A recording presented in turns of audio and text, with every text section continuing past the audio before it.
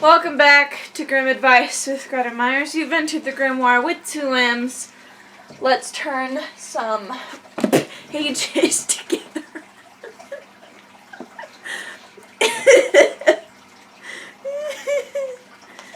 Okay. Okay. I don't know, that was just funny to me. Okay.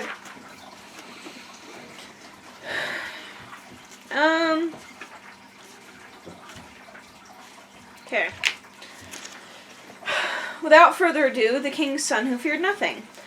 There was once a king's son who was no longer content to stay at home in his father's house, and as he had had no fear of anything, he thought, I will go forth into the wide world. There the time will not seem long to me, and I shall see wonders enough. So he took leave of his parents and went forth, and on from morning till night, and whichever way his path led, it was the same to him.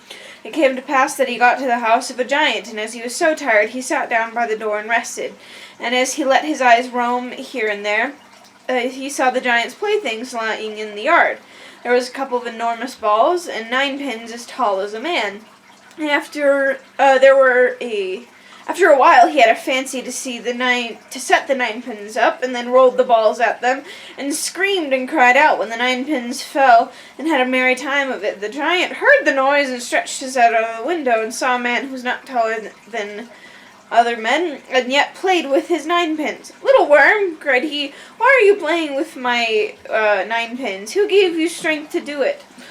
The king's son looked up, saw the giant, and said, Oh, you blockhead, you think indeed that only you have strong arms. I can do everything I want to do.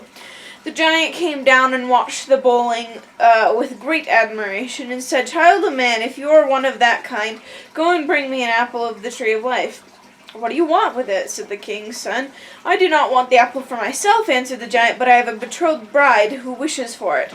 I have traveled far about the world and cannot find the tree. I will soon find it, said the king's son, and I do not know what is to prevent me from getting the apple down.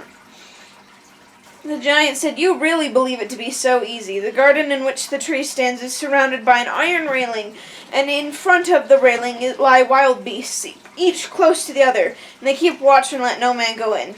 They will be sure to let me in, said the king's son. Yes, but even if you do get into the garden and see the apple hanging to the tree, it is still not yours. A ring hangs in front of it through which anyone who wants to reach the apple and break it off must put his hand, and no one has yet had the luck to do it. That luck will be mine, said the king's son. Then he took leave of the giant and went forth over the mountain and valley and through plains and forests until at length he came to the wondrous garden. The beasts lay round about it, but they had put their heads down and were asleep. Moreover, they did not awake when he went up to them, so he stepped over them, climbed the fence, and got safely into the garden. There in the very middle of it stood the tree of life, and the red apples were shining upon the branches. He climbed up the trunk to the top, and as he was about to reach for an apple, he saw a ring hanging before it. But he thrust his hand through that without any difficulty, and gathered the apple. The ring closed tightly on his arm, and all at once he felt a prodigious strength flowing through his veins. When he had come down again from the tree with the apple, he would not climb over the fence, but grasped the great gate, and had no need to shake it more than once before it sprang open with a loud crash. Then he went out, and the lion which had been lying down before was awake and sprang after him, not in range and fierceness, but following humbly as its master. The king's son took the giant the apple he had promised him, and said, See, I have brought it without difficulty. The giant was glad that his desire had been so soon satisfied, hastened to his bride, and gave her the apple for which she had wished.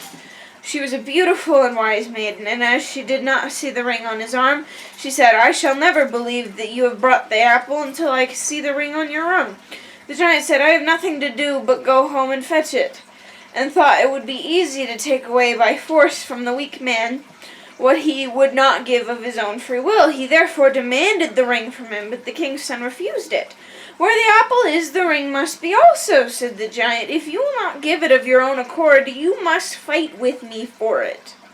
They wrestled with each other for a long time, but the giant could not get the better of the king's son, who was strengthened by the magical power of the ring. Then the giant thought of a stratagem and said, I have got warm I have got warm with fighting, and so have you. We will bathe in the river and cool ourselves before we begin again. The king's son, who knew nothing of falsehood, went with him to the water and pulled off his own clothes and the ring also from his arm and sprang into the river. The giant instantly snatched the ring and ran away with it. But the lion, which had observed the theft, pursued the giant and tore the ring out of his hand and brought it back to its master. Then the giant placed himself behind an oak tree, and while the king's son was busy putting on his clothes again, surprised him and put both his eyes out. Now the unhappy king's son stood there and was blind, and knew not how to help himself. Then the giant came back to him, and took him by the hand as if he were someone who wanted to guide him, and led him to the top of a high rock. There he left him standing and thought, just 2 steps more and he will fall down and kill himself, and I can take the ring from him. But the faithful lion had not deserted its master. It held him fast by the clothes and drew him gradually back again. When the giant came and wanted to rob the dead man, he saw that his cunning had been in vain. Is there no way, then, of destroying a weak child of man like that? Said he angrily to himself, and seized the king's son, and led him back again to the precipice by another way. But the lion, which saw his evil design, helped its master out of danger here also. When they had got close to the edge, the giant let the blind man's hand drop, and was going to leave him behind alone, but the lion pushed the giant so that he was thrown down and fell, dashed to pieces on the ground. The faithful animal again drew its master back from the precipice and guided him to a tree by which flowed a clear brook. The king's son sat down there, but the lion lay down and sprinkled the water in his face with its paws. Scarcely had a couple of drops wetted the sockets of his eyes than he was once more able to see something, and observed a little bird flying quite close by, which wounded itself against the trunk of a tree. On this it went down to the water and bathed itself, and then it soared upwards and swept in between the trees without touching them, as if it had recovered its sight again. Then the king's son recognized a sign from God, and stooped down to the water and washed and bathed his face in it. And when he arose, he had his eyes once more brighter and clearer than they had ever been. The king's son thanked God for his great mercy, and traveled with his lion onwards through the world.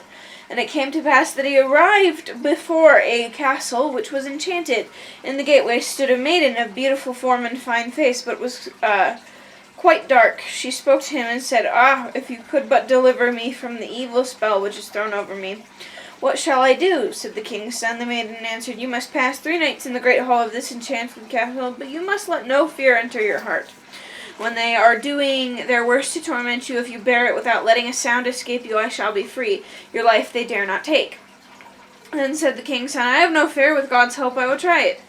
So he went gaily into the castle, and then it grew dark. He seated himself in the large hall and waited. Everything was quiet, however, till midnight, when all at once a tumult began, and out of every hole and corner came little devils. They behaved as if they did not see him, seated themselves in the middle of the room, lighted a fire, and began to gamble.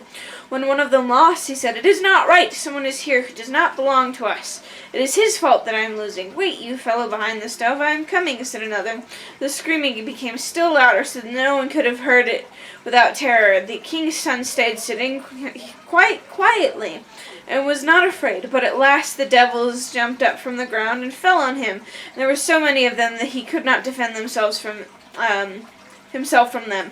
They dragged him about on the floor, pinched him, pricked him, beat him, and tormented him, but no sound escaped from him. Towards morning they disappeared, and he was so exhausted that he could scarcely move his limbs. But when day dawned, the dark maiden came to him. She bore in her hand a little bottle that held the water of life, with which she washed him, and he at once felt all pain depart, and new strength flow through his veins.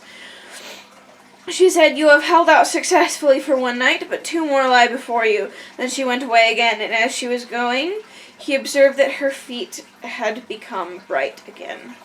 The next night the devils came and began their gambling anew. They fell on the king's son and beat him even more severely than the night before, till his body was covered with wounds. But he bore it quietly. They were forced to leave him. When dawn appeared, the maiden came and healed him with the water of life. And when she went away, he saw with joy that she had already become bright to the tips of her fingers. And now he had only 1 more night to go through, but it was the worst.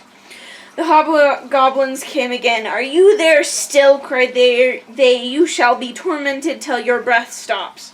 They pricked him and beat him and threw him here and there and pulled him by the arms and legs as if they wanted to tear him to pieces.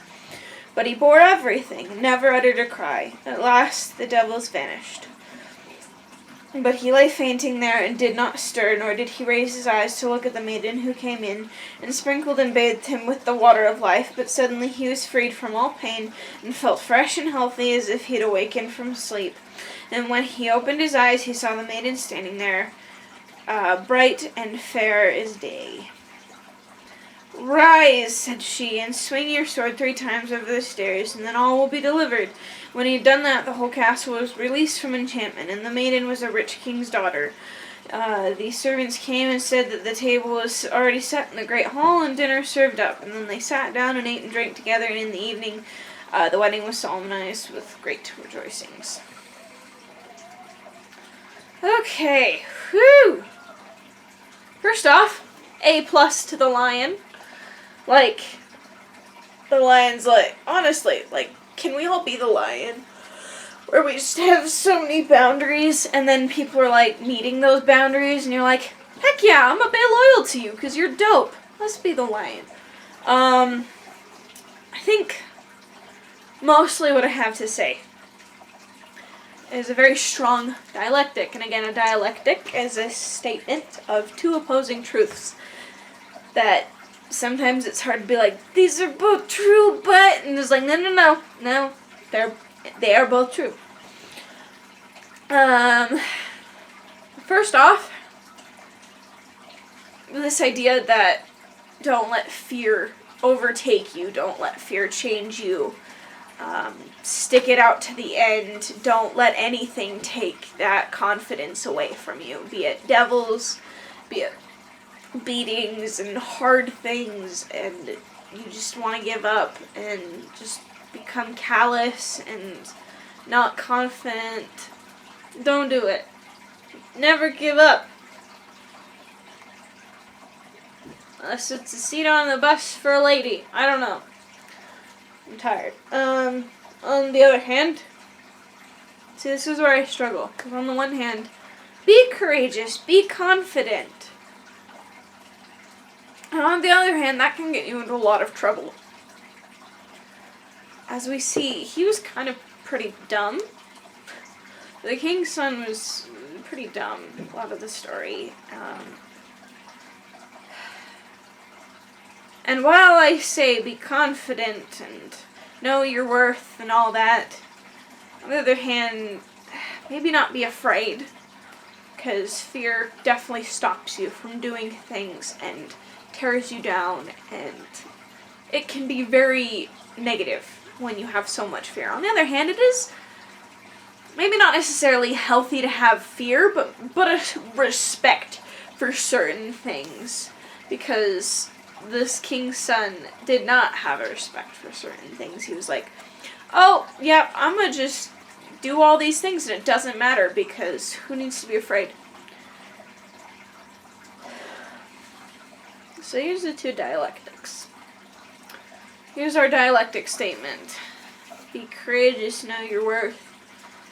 Don't fear, and have a respect for things. Don't be naive. Be careful. Both are true. You gotta do both. Yeah. Alright. Alright, my gremlins. Thank you for joining us for another Happily Ever After, or not so Happily Ever After. Because that's up for you to decide. And what you decide is valid. Because you're valid. You are. Either way, this is the end for this episode, so tune in later. We can learn more and turn new pages together.